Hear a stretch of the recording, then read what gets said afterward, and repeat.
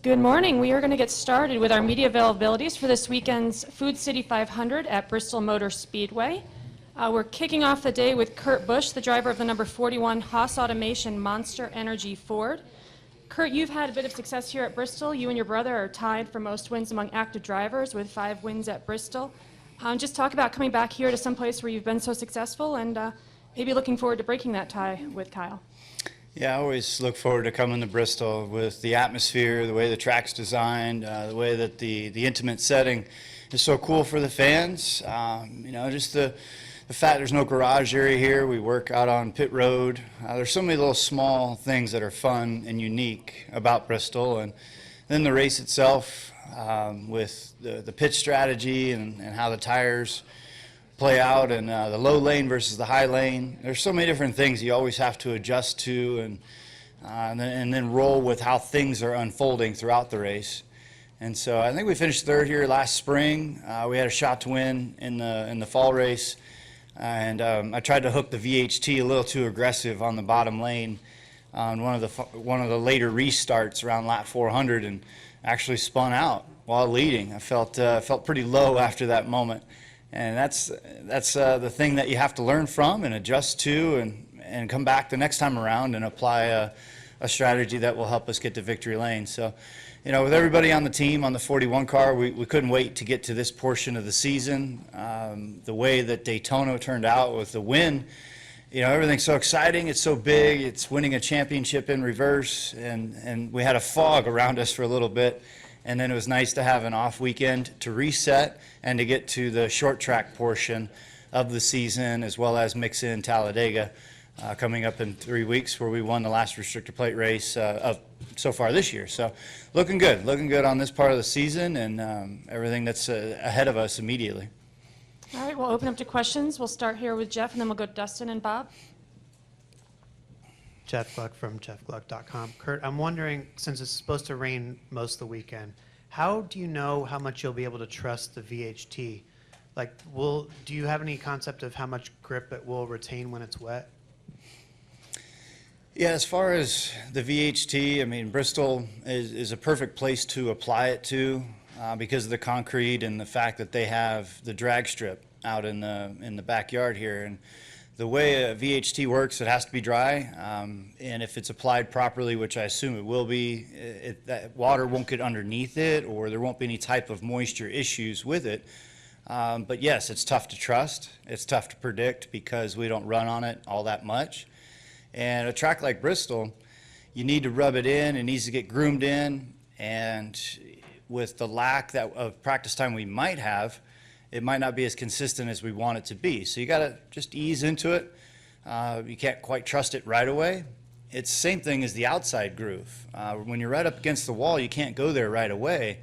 You have to have some of the Xfinity rubber lay down and groom in the outside as well. So this is a perfect style of track to think about when you're a dirt racer. It's not ready to go right away. You got to pack the track a little bit. You got to groom in the different grooves. And then it's going to change once you get into the race and go into its optimum performance level. And so dirt track racers will love this type of weekend. And then the track can dry so quickly here. So you got to be ready when there's a practice session that might have rain go through it, and then it can dry and you can be right back out there. So is that at all similar to what, I know it's a completely different type of situation, but you just experienced a repave in Texas where at first you guys couldn't necessarily run in the upper groove, and then it sort of went up there. Is that a similar feeling? Yeah, Texas, much more treacherous on a repave and a conservative tire from Goodyear. And for here, we all have laps, we have experience, and so it'll come in quicker. But yes, it's the same mentality. You can't just go 100% after it right away. We'll go to Dustin, Bob, and then Woody. Dustin Long, NBC Sports. Kurt, last time at a short track, we saw a stage racing where Ricky Stenhouse bumped Kyle out of the way at the end of a stage to get his lap back. How much does that open everybody's eyes? How much does that become something that maybe you have to kind of consider because there's the known caution if you're in the lead and running around lap traffic, or if you're in a position of needing to get that lap back? How much more did that open everybody's eyes and kind of be, get in the back of your head of an option now for drivers in this situation. Yeah, I think that moment at Martinsville is a perfect definition to the stage racing. It creates opportunities for many different things to happen, whether you're a lapped car or you're the leader. Short tracks, super speedways, road courses, those are the three types of tracks that I thought would be impacted the most by stage racing. The mile and a halfs, we get a bit spread out, and yet there's still certain things that you do because certain mile and a halfs chew up the tires big time compared to other mile and a half tracks, and so the pitch strategy still gets sprinkled in. I think what happened in Martinsville is a perfect definition of what the stage racing was meant to do. Bob Hockris, ESPN. With the Indy 500 being your first IndyCar race a few years ago, do you have any advice for Fernando Alonso? And was there anything that the Andretti's did that you felt specifically helped you kind of acclimate to that race quickly? I don't have much advice for a Formula One world champion. I think he'll be perfect for the situation. I think he'll do really well. He's a racer. I think he gets it. It's a perfect time in his career to make the attempt at the Indy 500 without having any other oval type experience that we know of. He'll prepare well. I saw that there was a test session for May 3rd, which is more like a rookie orientation. And the Andretti group will do a fantastic job for him. They treated me really well with the respect of my background. They'll do that with his. And the thing that blew me away still is, and I guess that would be my advice to Alonso, it's hard to prepare, but for the month of May and the amount of times you're on track, grandstands are empty, and then you come out there Sunday morning and you feel the Indiana natives' respect for their track, and it's their world stage that they're standing on for the day. It's impressive to be there on Memorial Day Sunday at Indianapolis. So that'd be my advice. It's hard to get used to that amount of people and the amount of pageantry and the celebration that's going on Sunday morning. All right, we'll go to Woody, Mark, and then Jerry and Joe. Hey, Kurt, along those lines, with all the talk about Alonso doing the Indy 500, are there guys that you think could move the needle like that if they came to NASCAR? And why is it so difficult for that transition to happen? Because it's been hit or miss. I'd love to see a guy like Marco Andretti come and run Daytona. I think that would be a huge event for him, for our sport. It's tough for our cars, though, because they're so big and they're so heavy. They move around so much, and so go to a track that either A is what you're used to, which is a road course, or B, where the driver has the least amount to have to learn or to conquer or to I guess the key word is master. I mean, I can't master an Indy car in one race. Fernando Alonso has a better chance of doing that. Alexander Rossi, the kid, won the Indy 500 last year. Did he master the car? No, but he mastered enough of the certain sequences it takes. And I think Marco would do real well at a Daytona-style track because he loves the draft and he loves to be around other cars. So that's what I would think would work the best. Mark Garrow, PRN. Kurt, good morning. Last year at Richmond, we had the little bump and run at the end to win the race on the final lap. And it seems like everybody kind of made that a big deal. In my opinion, bigger than really needed.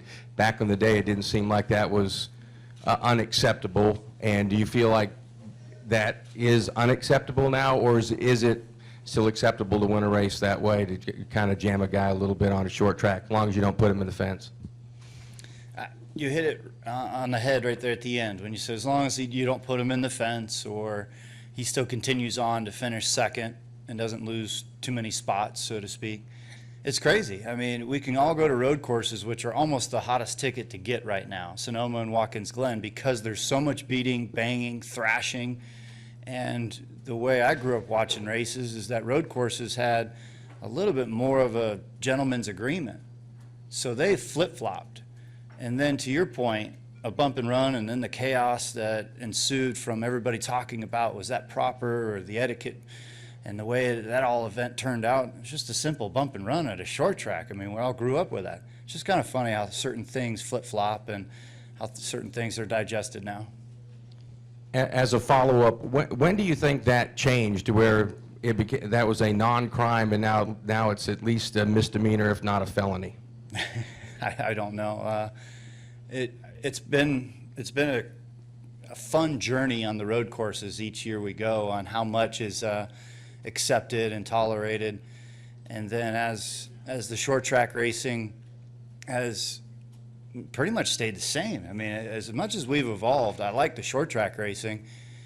I don't know when it changed or when that perception swapped around, but you know, everybody's got stronger opinions nowadays with chat boards and social media, and so when you have, you know, a motorsports writer talking about a certain event, that's great, but when you have millions of people talking about it, bantering back and forth, that's great as well. We'll go to Jerry, Joe, and then to Tucker. Jerry Jordan, KickingTheTires.net and PRN. Have you come down from the high of winning the 500, and how is the Earl World Tour going? Yeah, I definitely had to come back down off that high.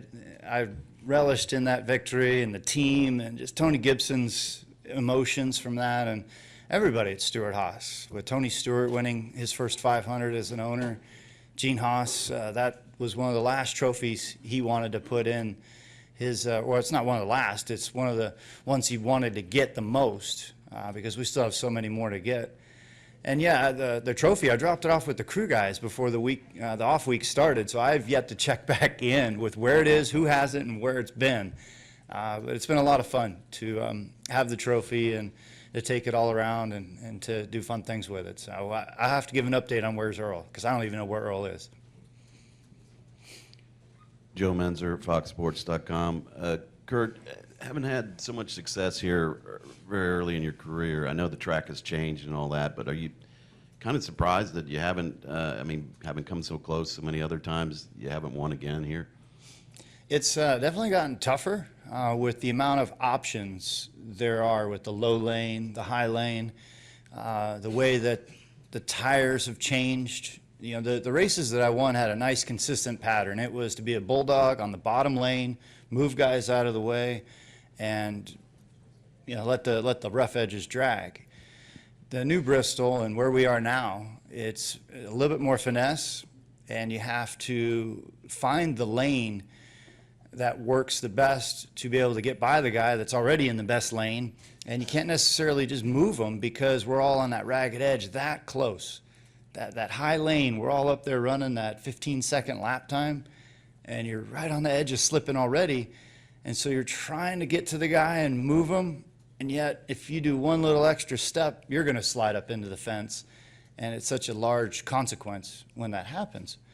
So it's just a different way of going about it, and I haven't quite mastered it like I did before. And again, third last spring here, and just trying to build off of that. All right, we're going to go to Tucker, to the middle, and then to Kelly. Tucker White, SpeedwayMedia.com. Kurt, given that the VHT is basically, we're using the VHT to restore the bottom groove here at Bristol, wouldn't it make more sense to just do away with the progressive banking and restore non-variable 36-degree banking here at Bristol like we had back when you were dominating here? We're not just going to go dig up Augusta, Georgia, because the golfers didn't like the new tee boxes. You know, you have to adjust to the millions of dollars that Bristol Motor Speedway invested into the track's new surface, and we're trying to find that right combination. And I think it'd be easier to work with lighter race cars that didn't have to carry as much weight that we do in them, and work with a tire that will give it the raw speed right away and then drop off.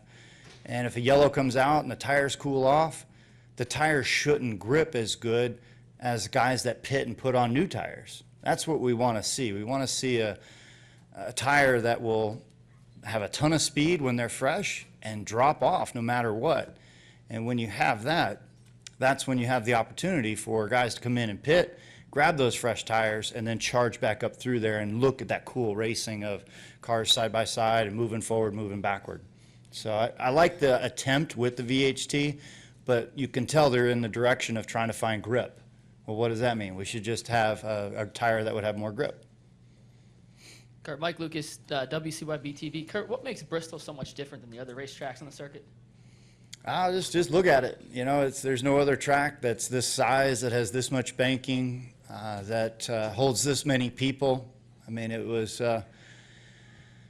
something where you can look at the wall and see the picture of the track from the 70s and 80s, and it already looked cool then on how different it was then. And now with the asphalt changing to concrete over the years, grandstands being built every year we came back here, it's definitely one of the most unique places. And I always tell people, you know, if you've never been to a NASCAR race, you don't start out at the Daytona 500.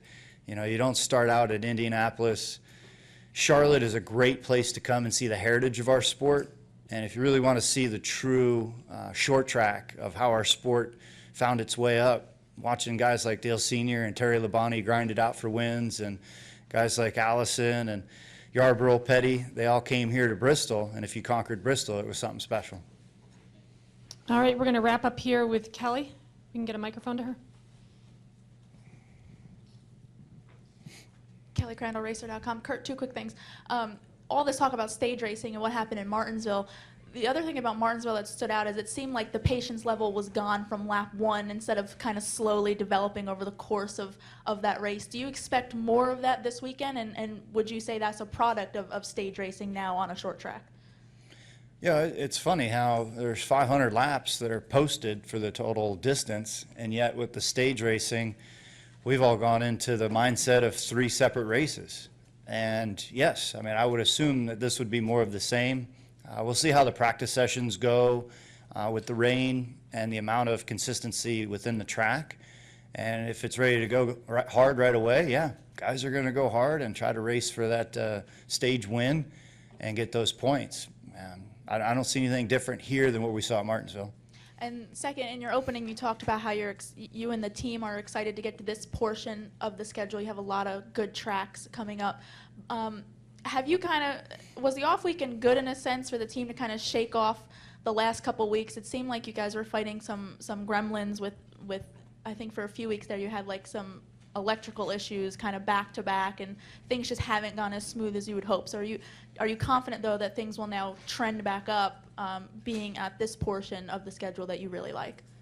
Yeah, I'm confident in it. I mean, we've got 3 top 10s so far this year out of 7 races. It's not bad to finish in the top 10 half the time, but that's not a championship effort. You know, we know we can do better, and the alternator issues were a complete surprise to all of us, especially on the 41. We kept having them, and it was a small little gremlin that we finally found that we did a little different than the other SHR cars, that did it different than some of the Yates-powered, Ford-powered cars. So yeah, now we're to the short tracks. Aerodynamics go out the window for a few weeks. Even Talladega, we've built one of the best replicas we could build of our Daytona 500 winning car. That's one of the coolest things and one of the toughest things. You win a race and then you don't get the car back for a year. It's like it's extinct, but yet it's one of the coolest cars that you've ever had. So we've built a really good car for Talladega, and here we're at the short track, and then we'll go out to Kansas and double check on the mile-and-a-half stuff that we've worked on back at the shop here in a few weeks. And we're actually going to get one more question in over here from Al. Hey, Mike. Hey, Kurt, Al Pierce from Auto Week. At Daytona Beach in February, Junior told us, he said, "This can take me a while to get back into the groove." And he said, "The other drivers will probably know that I'm back quicker than the fans will, because y'all see things that we don't see." Does Junior appear to be back? I mean, even after missing so much, does he seem to be back where he was when he left last year? You know, my little brother was out for 11 races, I think, in 2015, and you could see a little bit of the rust the first couple weeks, and I think we all saw that with Junior the first couple weeks, but by Vegas, and especially what he did at Texas last week, I mean, he's back. I mean, but yes, there are things that you need to do personally, and then there's things that the sport has done while you were gone, because there's notes that we have from 9 months ago that we look at and we kind of giggle like, oh wow, we ran that setup. We haven't done something like that in a long time. And for him to take off a half a season, yes, there's things he needed to do, but also the team was evolving, and he needed to adapt to those setups as well as what he needed to do personally. So, yeah, you're right. We see things on track, and he was making moves at Texas. I'm like, yeah, he's back. Kurt, thanks for joining us this morning, and good luck this weekend. All right, great. Thank you.